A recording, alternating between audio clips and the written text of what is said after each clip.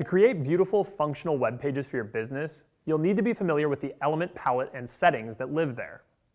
In this video, I'm going to give you a tour of where you can go to add elements you want and customize them to your needs. Let me show you around.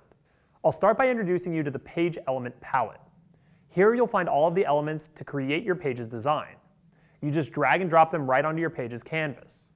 Now, this drag and drop functionality means that you don't have to rely on templates. It also means that you can place any of your elements in the exact position you want with total flexibility. You can see here that all of your elements are organized into different groups. If you want to add text to your page, for example, you can grab a text element. If you want to add a form, you can grab a form field. If you want to sell something, you can drop a credit card element on the form and configure the settings. Now let's go over a few things about page elements in general. Once you drop an element onto a page, you configure the element using the controls in the left palette. These appear when you click on an element or on the gear you see when you hover over it. The palette will usually have 3 tabs: Settings, Styles, and Position. Each element's Settings tab is a little different, but they all include basic settings like adding the text you want on your button, the picture you want to add to an image element, and so on. Most of these settings are pretty self-explanatory. Most elements also have a Style tab, where you can adjust the way an element looks. Select between different preset styles, or click the Edit Style button to get into the nitty-gritty details and just go crazy. If you do create a custom style you want to stick with, click on the heart icon to favorite it so you can find it and use it again later on a different page. Notice that when you're setting font styles and colors for anything on the page, you'll always get the option to use that page's preset fonts and colors or use custom fonts and colors.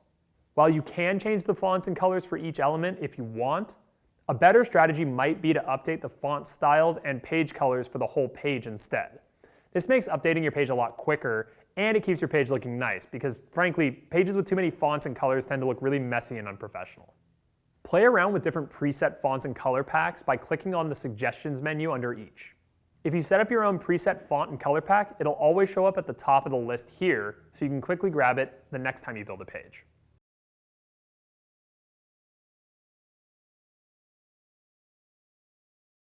Okay, here's a hot tip for you. If you're styling form fields, do it after dropping that first field onto the page, but before you add the rest. Each field you add after the first one will copy the style of that first field, which can save you a lot of time because you won't have to edit the field styles one by one.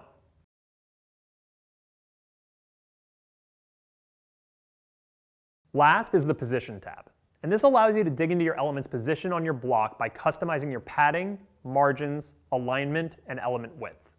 Typically, settings like margin and padding are done equally at the top and bottom of an element or on the left and right. We've made that easy by making it one slider for both sides. But if you do want to adjust these settings separately, just toggle the lock and you'll get 2 settings, one for each side. You'll find these locks throughout the editor. For example, here in the font size, you can unlock it and get a separate access to line height as well. Another hot tip is that most of the position settings can be edited simply by grabbing the little dots you see when you hover and drag things around.